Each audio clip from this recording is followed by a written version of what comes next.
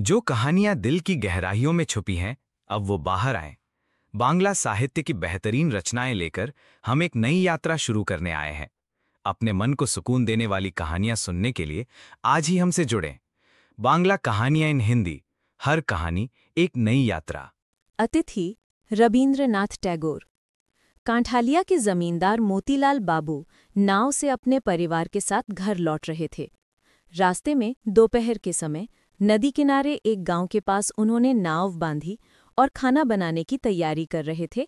तभी एक ब्राह्मण बालक आकर पूछा, बाबू, तुम लोग कहाँ जा रहे हो?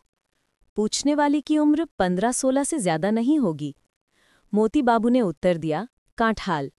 ब्राह्मण बालक ने कहा, क्या तुम मुझे रास्ते में नंदी गांव में उतार सकते हो? बाबू ने सहमति जताते हुए पूछा, तुम्हारा नाम क्या है? ब्राह्मण बालक ने कहा, मेरा नाम तारापाद है। गोरे रंग का लड़का बहुत सुंदर दिख रहा था। उसकी बड़ी बड़ी आंखें और मुस्कुराते होंठों पर एक कोमल सौंदर्य झलक रहा था। उसने एक मैली धोती पहन रखी थी।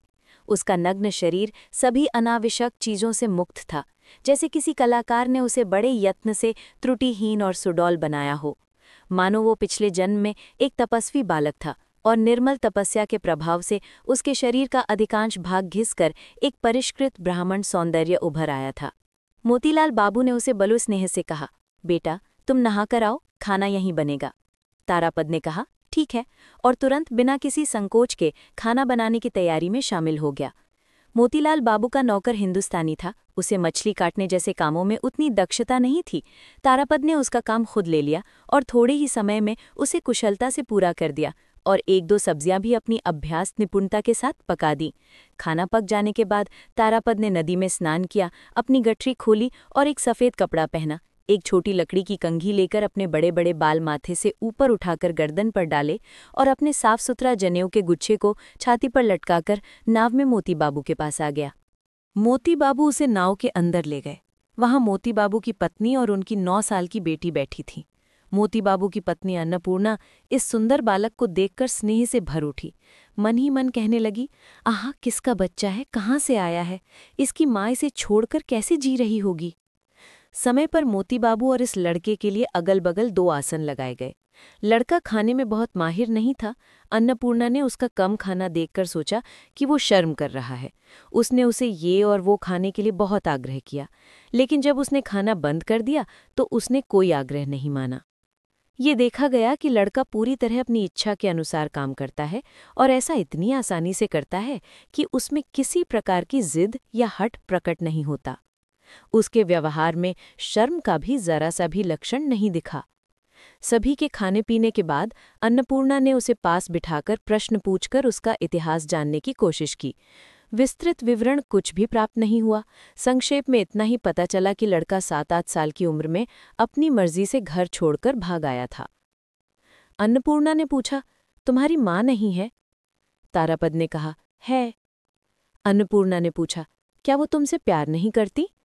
तारापद ने इस प्रश्न को अत्यंत अजीब मानकर हंसते हुए कहा, क्यों नहीं प्यार करेंगे?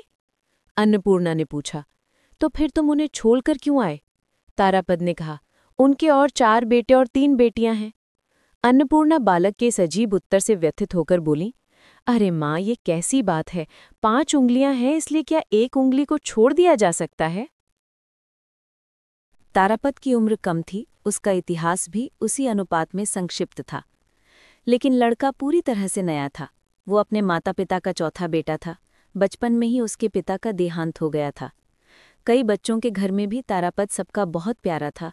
माँ, भाई, बहन और मोहल्ले के सभी लोगों से उसे ढेर सारा प्यार मिलता था। यहाँ तक कि गुरुजी भी उसे मारते नहीं थे। अगर मारते भी तो बालक के अपने पराये सभी को दुख होता।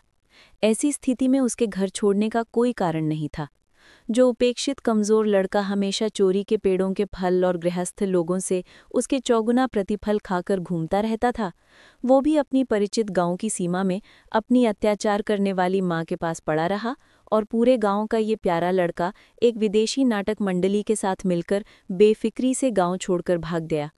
सबने ढूंढकर उसे गांव वापस लाया। उसकी माँ ने उसे सीने से लगाकर आंसुओं से भिगो दिया। उसकी बहनें रोने लगीं। उसका बड़ा भाई पुरुष अभिभावक के कठिन कर्तव्य को पूरा करने के उद्देश्य से उसे हल्के ढंग से अनुशासित करने की कोशिश करके अंततः पश्चाताप से भरी हुई बहुत अधिक छूट और पुरस्कार दिया। मोहल्ले की महिलाओं ने उसे घर घर बुलाकर अत्यधिक प्यार और बहुत सारे प्रलोभनों से मजबूर करने की कोशिश की, लेकिन बंधन, यहाँ तक कि स्नेह बंधन भी उसे रास नहीं आया।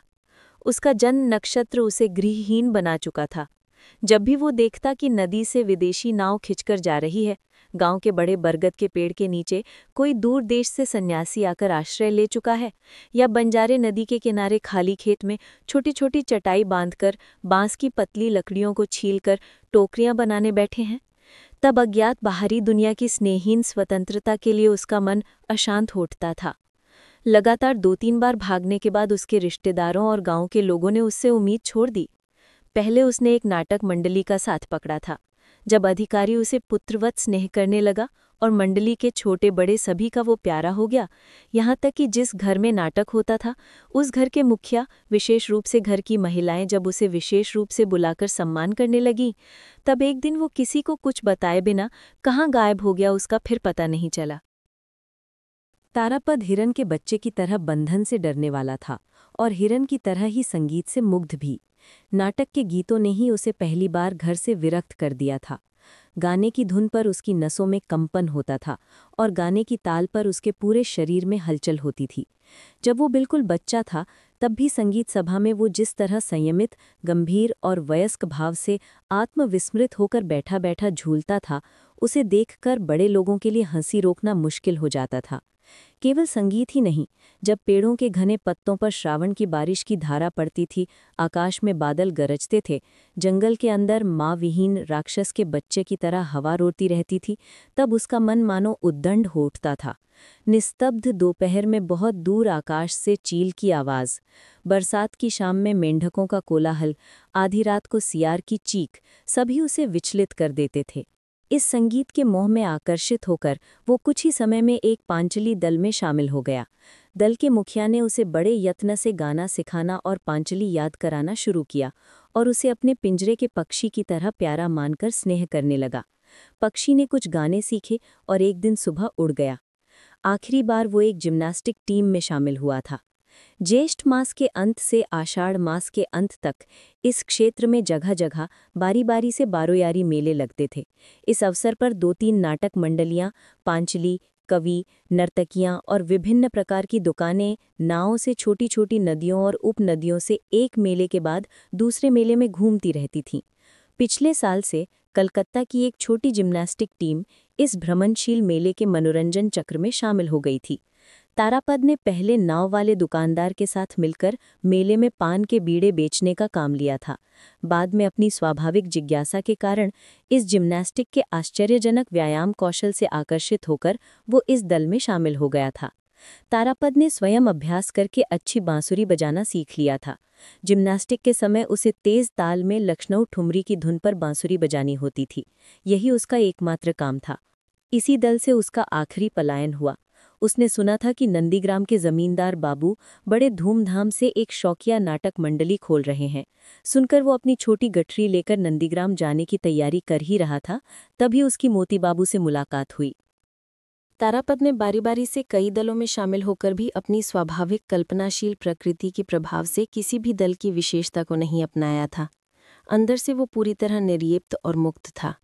संसार में उसने कई भद्दी बातें हमेशा सुनी थीं और कई भद्दे दृश्य उसकी आंखों के सामने आए थे, लेकिन वे उसके मन में जमा होने का तनिक भी अवसर नहीं पा सके। इस लड़के को किसी चीज़ की परवाह नहीं थी।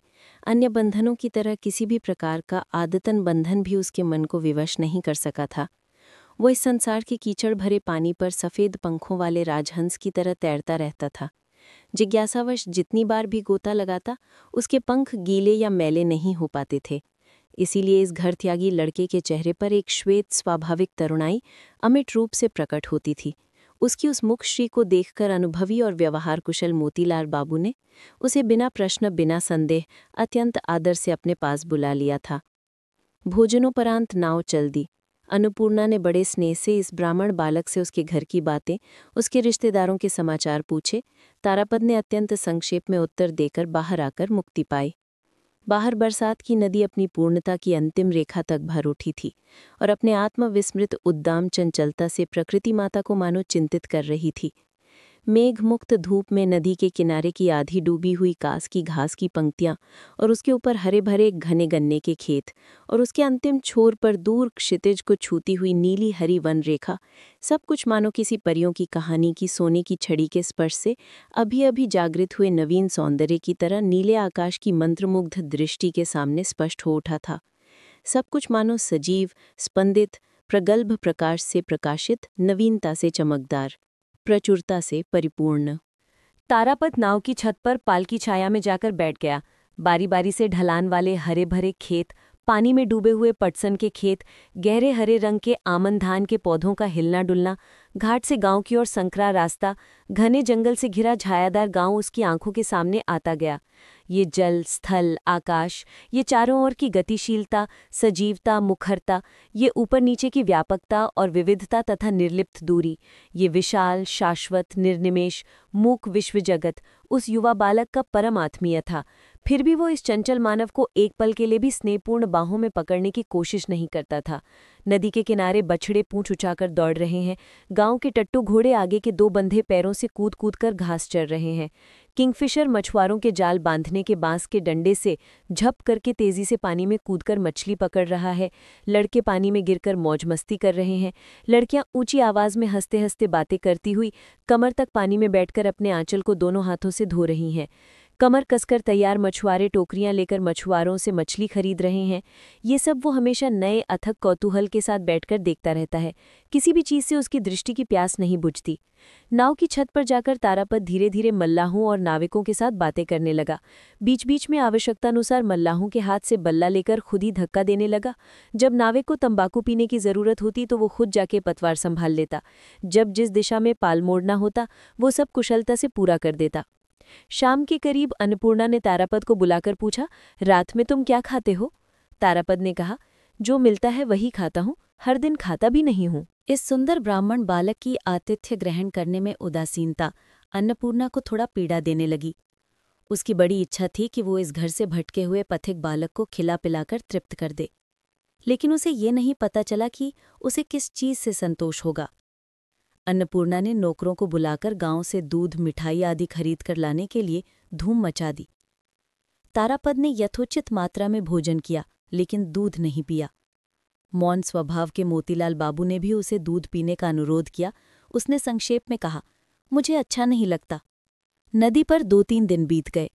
तारापद ने खाना पकाने, बाजार करने से लेकर नाव चलाने तक सभी कामों में स्वेच्छा और तत्परता के साथ भाग लिया। जो भी दृश्य उसकी आंखों के सामने आता उस पर तारापद की जिज्ञासु दृष्टि दौड़ती।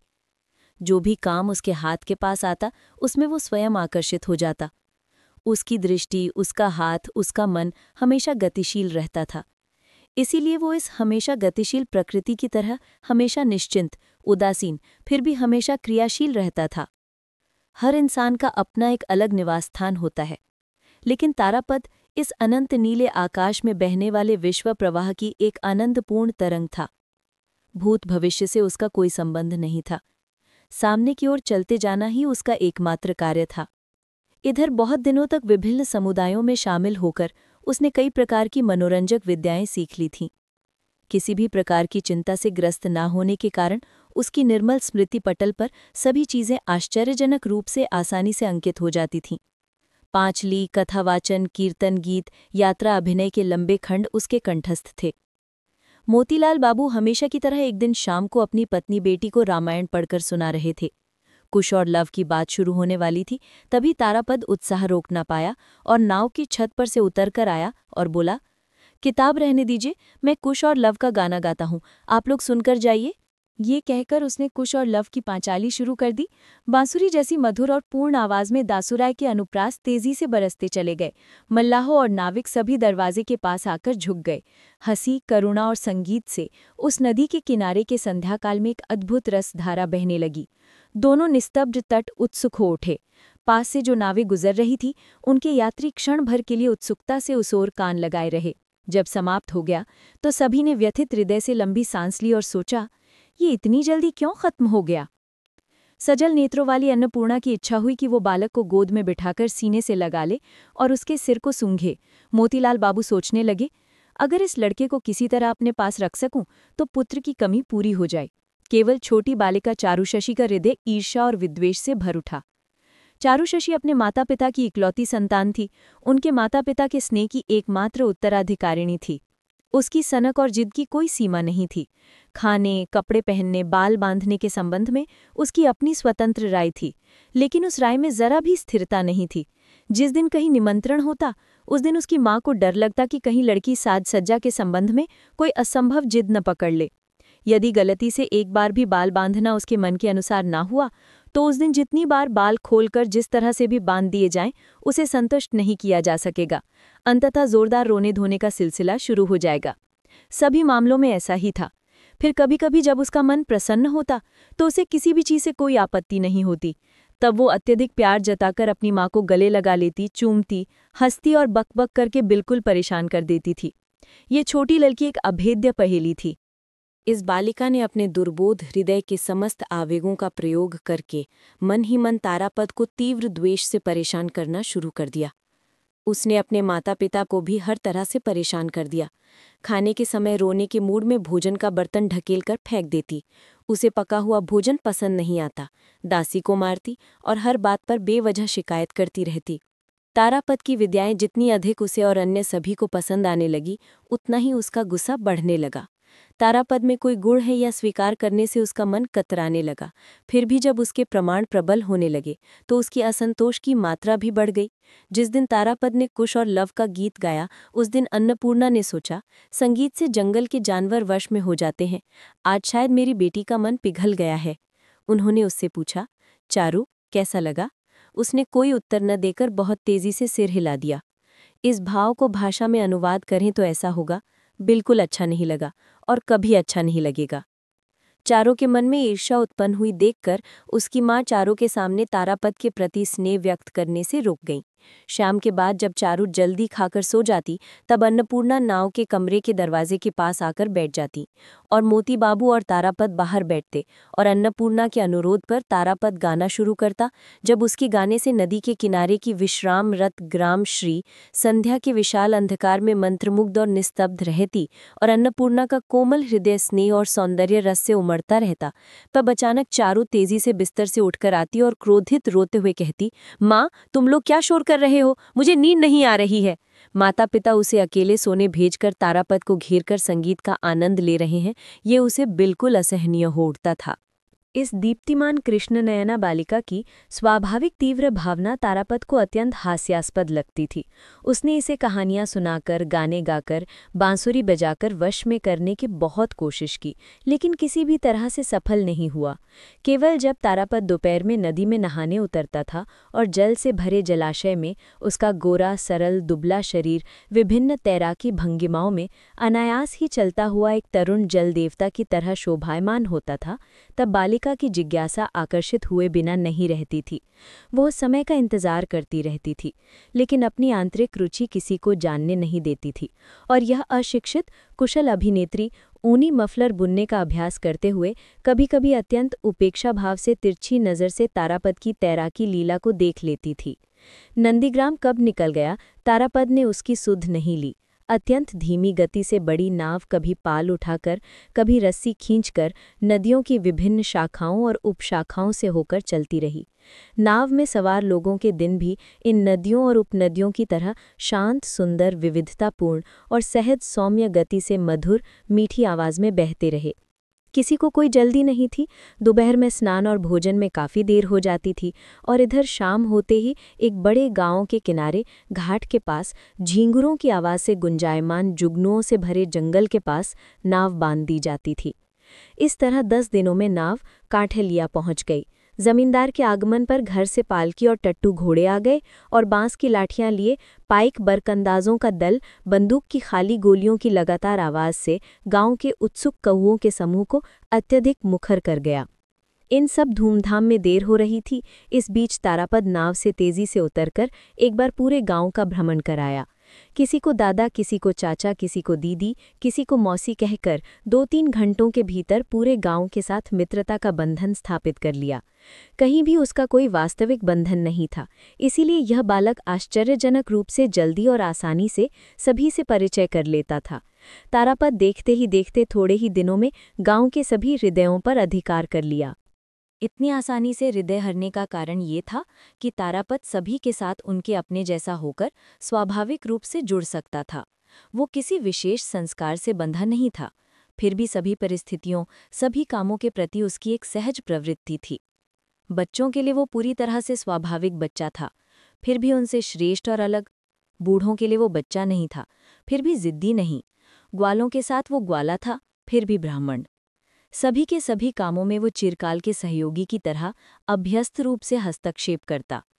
हलवाई की दुकान पर बातें करते करते हलवाई कहता, दादा ठाकुर, जरा बैठो तो भाई, मैं आता हूँ।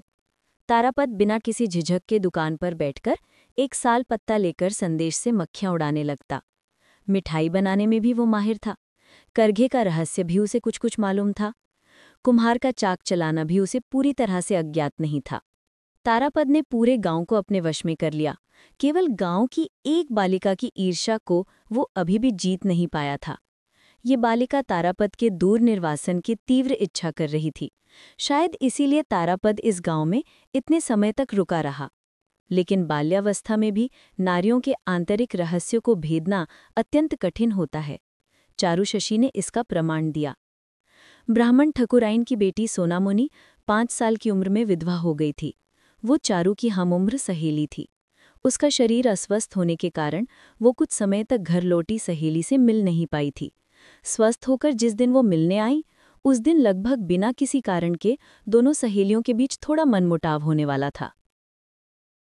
चारू ने बहुत ही उत्तेजित होकर कहानी शुरू की थी। उसने सोचा था कि तारापद नामक उनके नए प्राप्त परम रत्न की उपलब्धि की कहानी विस्तार से सुनाकर वो अपनी सहेली की जिज्ञासा और आश्चर्य को चरम सीमा तक पहुंचा देगी। लेकिन जब उसने सुना कि तारापद सोनामुनी से बिल्कुल भी अपरिचित नहीं है, ब्राह्मण ठाकुराइन को वो मौसी कहता है और सोनामुनी उसे दादा कहकर बुलाती है, जब उसने सुना कि तारापद ने केवल बांसुरी पर कीर्तन की धुन बजाकर माँ और बेटी का मनोरंजन ही नहीं किया है, बल्कि सोनामुनी के अनुरोध पर उसे अपने हाथों से एक बांस की बांसुरी भी बनाकर दी है, उसे कितनी बार ऊंची डालियों से फल और कांटेदार डालियों से फूल तोड़कर दिए हैं, तब चारू के हृदय में मानो गर्म शूल चुभने लगे। चारू जानती थी कि तारापद विशेष रूप से उन्हीं का तारापद है। अत्यंत गोपनीय रूप से संरक्षित सामान्य लोग उसका थोड़ा बहुत आभास मात्र पाएंगे, फिर भी किसी भी तरह से उस तक पहुंच नहीं पाएंगे। दूर से उसके रूप और गुणों पर मुग्ध होंगे और चारुशशी की प्रशंसा करते रहेंगे। ये आश्चर्यजनक दुर्लभ दैवी रूप से प्राप्त ब्राह्मण बालक सोनामुनी के लिए इतना सुलभ क्यों हुआ? यदि हम इतने यत्न से उसे न लाते, इतने यत्न से न रखते, तो सोनामुनी उसे कहाँ से देख पाती? सोनामुनी का दादा सुनकर पूरे शरीर में आग लग गई। जिस तारापद को चारू मन ही मन द्वेष के बाणों से छलनी करने की कोशिश करती रही है, उसी पर एकाधिकार को लेकर इतनी प्रबल चिंता क्यों? कौन समझेगा? उसी दिन एक और तुच्छ बात पर सोनामुनी के साथ चारू की गहरी दुश्मनी हो गई और वो तारापद के कमरे में जाकर उसकी शौकिया बांसुरी निकालकर उस पर कूदकर उसे निर्दयता से तोड़ने लगी। जब चारू प्रचंड आवेग में इस बांसुरी तोड़ने के काम में लगी हुई थी, तभी तारापद आकर कमरे में घुसा। वो बालिका की इस प्रलयकारी मूर्ति को देखकर आश्चर्यचकित रह गया। उसने कहा, चारू, मेरी बांसुरी क्यों तोड़ रही हो? चारू ने लाल आंखों और लाल चेहरे से, ठीक कर रही हूँ, बहुत ठीक कर रही हूँ, कहकर फटी हुई बांसुरी तब 2-4 बार और अनावश्यक रूप से पैर मारकर उमड़ते हुए स्वर में रोते हुए कमरे से बाहर निकल गई। तारापद ने बांसुरी उठाई, उसे उलट पलट कर देखा, उसमें अब कुछ नहीं बचा था। बेवजह अपनी पुरानी निर्दोष बांसुरी की इस आकस्मिक दुर्दशा देखकर वो अपनी हंसी रोक नहीं पाया। चारुशशी हर दिन उसके लिए परम कौतूहल का विषय बन गई थी। उसका एक और कौतूहल का क्षेत्र मोतीलाल बाबू की लाइब्रेरी में अंग्रेजी चित्रों की किताबें थीं। बाहरी संसार से उसका पर्याप्त परिचय हो चुका था, लेकिन इस चित्रों की दुनिया में वो किसी भी तरह से अच्छी तरह प्रवेश नहीं कर पा रहा था। कल्पना के द्वारा अपने मन में वो बहुत कुछ भर लेता था, लेकिन उससे मन कभी संतुष्ट नहीं होता था। चित्रों की किताबों के प्रति तारापद की इस रुचि को देखकर एक दिन मोतीलाल बाबू ने कहा, अंग्रेजी सीखोगे, तब तो इन सभी चित्रों का मतलब समझ पाओगे। तारापद ने तुरंत कहा, सीखूंगा। मोती बाबू बहुत खुश हुए और गांव के एंट्रेंस स्कूल के हेडमास्टर रामरतन बाबू को हर शाम इस बालक को अंग्रेजी पढ़ाने के काम पर नियुक्त कर दिया। तारापद अपनी तीव्र स्मरण शक्ति और अटूट एकाग्रता के साथ अंग्रेजी शिक्षा में लग गया। वो मानो एक नए दुर्गम राज्य में भ्रमण पर निकला। पुराने संसार से कोई संबंध नहीं रखा। मोहल्ले के लोग उसे अब देख नहीं पाते थे। जब वो शाम से पहले एकांत नदी किनारे तेजी से टहलते हुए पढ़ाई याद करता था, तब उसके उपासक बालक समूह दूर से दुखी मन से सम्मानपूर्वक उसे देखते रहते थे। उसके पाठ में बाधा डालने का साहस नहीं करते थे। चारों भी आजकल उसे ज्यादा देख नहीं पाती थी। पहले तारापद अंदर महल में जाकर अन्नपूर्णा की स्नेह भरी नजरों के सामने बैठकर भोजन करता था, लेकिन इस वजह से अक्सर कुछ देर हो जाती थी। इसलिए उसने मोती बाबू से अनुरोध करके बाहर भोजन की व्यवस्था करवा ली। इससे अन्नपूर्णा दुखी होकर आपत्ति व्यक्त की थी, लेकिन मोती बाबू बालक के अध्ययन के उत्साह से अत्यंत संतुष्ट होकर इस नई व्यवस्था को स्वीकृति दे दी। तभी चारू भी अचानक जिद पकड़कर बैठ गई, मैं भी अंग्रेजी सीखूंगी। उसके माता पिता ने अपनी मनमौजी बेटी के इस प्रस्ताव को पहले मजाक का विषय मानकर स्नेह मिश्रित हंसी, लेकिन बेटी ने इस प्रस्ताव के हास्यास्पद हिस्से को बहुत सारे आंसुओं से बहुत जल्द पूरी तरह से धो डाला था। अंततः इन स्नेह दुर्बल असहाय अभिभावकों ने बालिका के प्रस्ताव को गंभीरता से स्वीकार किया। चारू मास्टर के पास तारापद के साथ मिलकर अध्ययन में लग गई, लेकिन पढ़ाई करना इस अस्थिर मन वाली बालिका के स्वभाव के अनुकूल नहीं था। वो खुद कुछ नहीं सीखती थी, केवल तारापद के अध्ययन में बाधा डालती थी। वो पीछे रह जाती थी, पढ़ाई याद नहीं करती थी, फिर भी किसी भी तरह से तारापद से पीछे रहना नहीं चाहती थी। तारापद जब उसे पार करके नया पाठ लेने जाता तो वो बहुत गुस्सा करती, यहाँ तक कि रोना पीटना भी नहीं छोड़ती थी। तारापद पुरानी किताब खत्म करके नई किताब खरीदता तो उसे भी वही नई किताब खरीदनी पड़ती थी।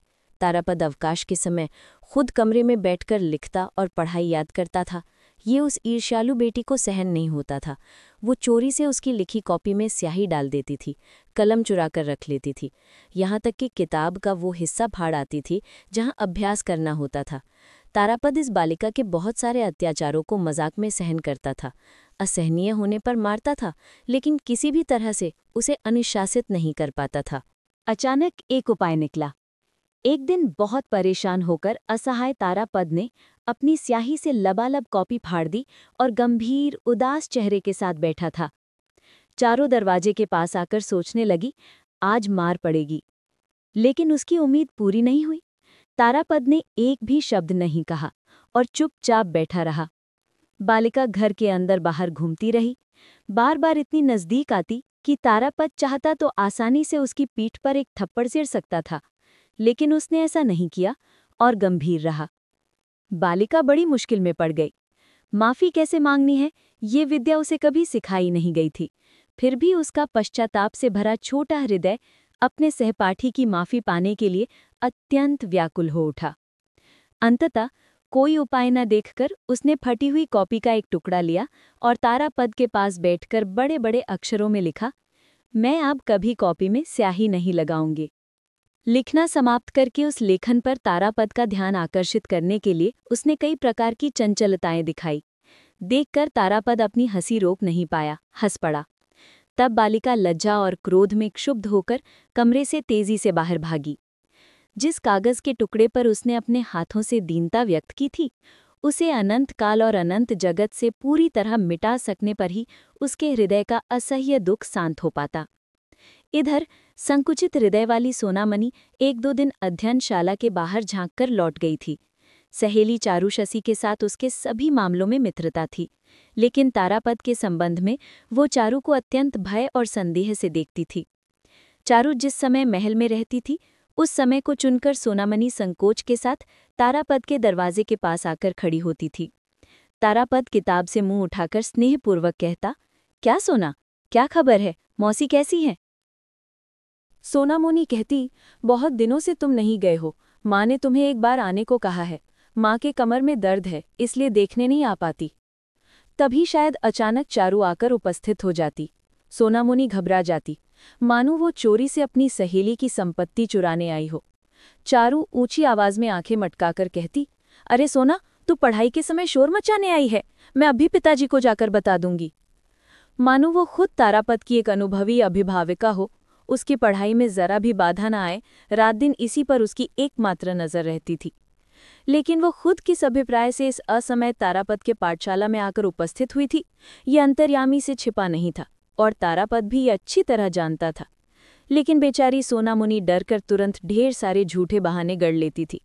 अंततः जब चारू घृणापूर्वक उसे झूठी कहकर संबोधित करती थी, तब वो लज्जित और भयभीत पराजित होकर व्यथित हृदय से लौट जाती थी। दयालु तारापद उसे बुलाकर कहता, सोना, आज शाम को मैं तुम्हारे घर जाऊंगा। चारू सांपिन की तरह फुपकार कर कहती, जाओगी क्यों नहीं? तुम्हें पढ़ाई नहीं करनी? मैं मास्टर मशाई को नहीं बताऊंगी। चारू के इस शासन से भयभीत न होकर तारापद 1-2 दिन शाम के बाद ब्राह्मण ठकुराइन के घर गया था।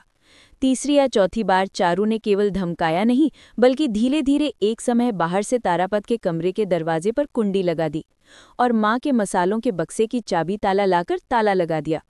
पूरी शाम तारापद को इसी तरह बंदी रखकर खाने के समय दरवाज़ा खोला। तारापद गुस्से में कुछ नहीं बोला और बिना खाए जाने लगा। तब पश्चाताप से व्याकुल बालिका हाथ जोड़कर विनती करते हुए बार बार कहने लगी, मैं तुम्हारे पैरों पड़ती हूँ, अब मैं ऐसा नहीं करूँगी। मैं तुम्हारे पैरों पड़ती हूँ, तुम खा कर जाओ। जब तारापद इससे भी नहीं माना तो वो अधीर होकर रोने लगी। तारापद संकट में पड़कर वापस आया और खाने बैठ गया। चारू ने कितनी ही बार दिल से प्रतिज्ञा की थी कि वो तारापद के साथ अच्छा व्यवहार करेगी और कभी भी उसे एक पल के लिए भी परेशान नहीं करेगी। लेकिन जब सोनमणि और 5 अन्य बीच में आ जाते थे तो उसका मिजाज कब कैसा हो जाता था, कुछ भी आत्मसंवरण नहीं कर पाती थी। जब वो कुछ समय तक लगातार अच्छी बनी रहती थी, तभी एक भयंकर आसन्न क्रांति के लिए तारापद सतर्कता से तैयार हो जाता था। हमला अचानक किस बहाने से और किस दिशा से आएगा, कुछ भी कहा नहीं जा सकता था। उसके बाद भीषण तूफान, तूफान के बाद अत्यधिक आंसुओं की बारिश, उसके बाद प्रसन्न और शांत शांति। इस तरह से लगभग 2 साल बीत गए। इतने लंबे समय के लिए तारापद कभी किसी के पास नहीं रुका था। शायद पढ़ाई के बीच उसका मन एक अद्भुत आकर्षण में बंध गया था। शायद बढ़ती उम्र के साथ उसके स्वभाव में परिवर्तन शुरू हो गया था और विस्थायी होकर बैठ गया था और संसार के सुख सुविधाओं का आनंद लेने की ओर उसका मन लग गया था। शायद उसकी सहपाठिनी बालिका का निरंतर उत्पातग्रस्त सौंदर्य अज्ञात रूप से उसके हृदय पे बंधन फैला रहा था। इधर चारू की उम्र 11 पार हो गई थी। मोती बाबू ने खोजबीन करके अपनी बेटी की शादी के लिए 2-3 अच्छे रिश्ते लाए। जब उन्हें पता चला कि बेटी की शादी की उम्र हो गई है, तो मोती बाबू ने उसकी अंग्रेजी पढ़ाई और बाहर जाना बंद कर दिया। इस अचानक के प्रतिबंध से चारों ने घर में एक बड़ा आंदोलन खड़ा कर दिया। तब एक दिन अन्नपूर्णा ने मोती बाबू को बुलाकर कहा, तुम दूल्हे के लिए इतनी खोज क्यों कर रहे हो? तारापद लड़का तो अच्छा है और तुम्हारी बेटी भी उसे पसंद करती है। ये सुनकर मोती बाबू ने बहुत आश्चर्य व्यक्त किया। उन्होंने कहा, ये भी कभी होता है क्या? तारापद के कुलशील के बारे में कुछ भी पता नहीं है। मेरी एक ही बेटी है, मैं उसे एक अच्छे घर में देना चाहता हूँ। एक दिन रायडांगा के बाबू लोगों के घर से लड़की देखने आए। चारू को सजाकर बाहर लाने की कोशिश की गई। वो सोने के कमरे का दरवाज़ा बंद करके बैठी रही और किसी भी हाल में बाहर नहीं आई। मोती बाबू ने कमरे के बाहर से बहुत विनती की, डांटा, लेकिन कुछ भी काम नहीं आया। आखिरकार उन्हें बाहर आकर रायडांगा के दूतों से झूठ बोलना पड़ा कि बेटी की अचानक तबीयत बहुत खराब हो गई है, आज उसे दिखाया नहीं जाएगा।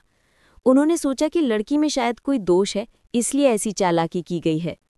तब मोती बाबू सोचने लगे कि तारापद लड़का दिखने सुनने में हर तरह से अच्छा है, उसे मैं घर में ही रख सकता हूँ, जिससे मेरी इकलौती बेटी को दूसरे के घर नहीं भेजना पड़ेगा। उन्होंने ये भी सोचा कि उनकी अशांत और जिद्दी बेटी की शरारतें उनके स्नेह की दृष्टि में भले ही क्षम्य लगे, लेकिन ससुराल में कोई सहन नहीं करेगा। तब पति पत्नी ने बहुत चर्चा करके तारापद के गांव में उसके सभी पारिवारिक समाचारों की खोज करने के लिए आदमी भेजे। खबर आई कि वंश अच्छा है लेकिन गरीब है। तब मोती बाबू ने लड़के की माँ और भाई के पास शादी का प्रस्ताव भेजा।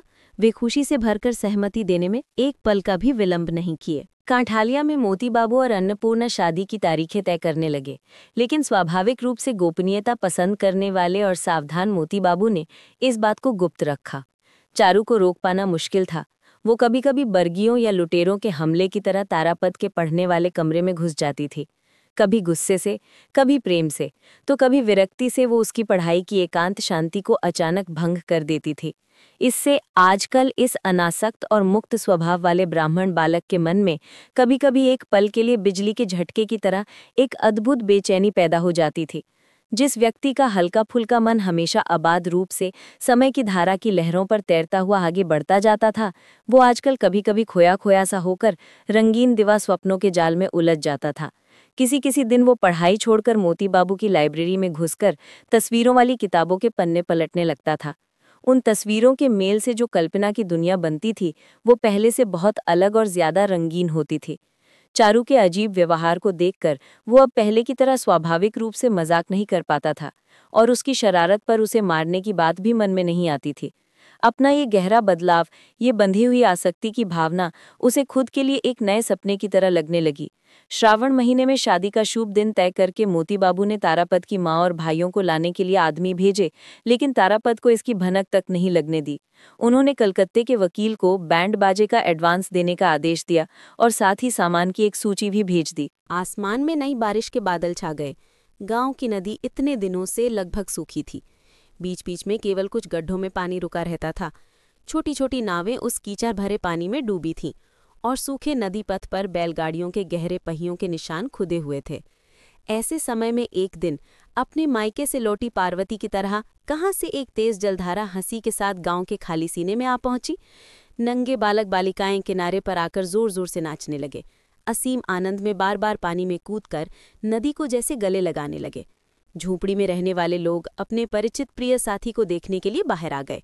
सूखे और निर्जीव गांव में कहां से एक प्रबल और विशाल जीवन की लहर आकर प्रवेश कर गई।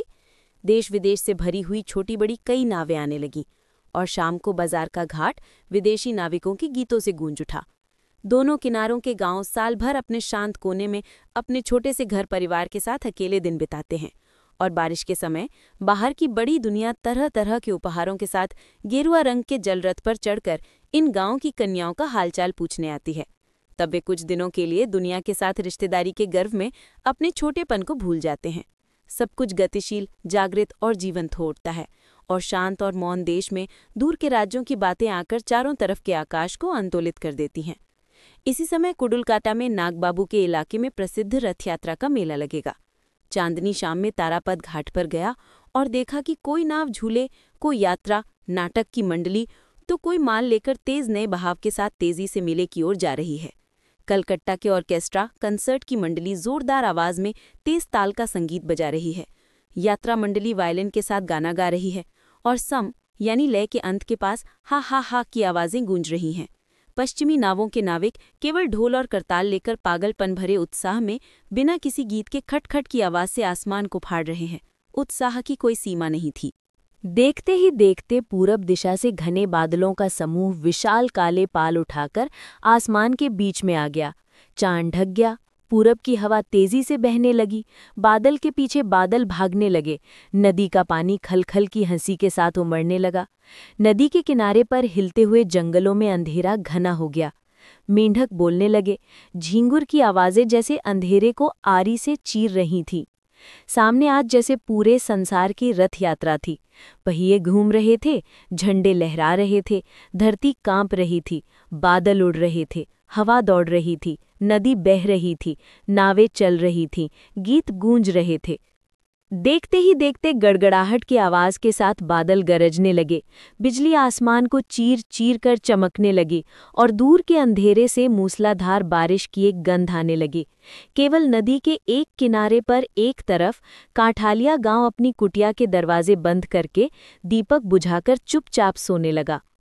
अगले दिन तालापत की माँ और भाई कांठालिया में आ उतरे। अगले दिन कलकत्ता से विभिन्न सामानों से भरी हुई 3 बड़ी नावें कांठालिया की जमींदारी कचहरी के घाट पर लगी और अगले दिन बहुत सुबह सोनमणि कागज में थोड़ा आमसत यानी आम पापड़ और पत्तों के दोने में थोड़ा अचार लेकर डरते डरते तारापत के पढ़ने वाले कमरे के दरवाजे पर आकर चुपचाप खड़ी हो गई।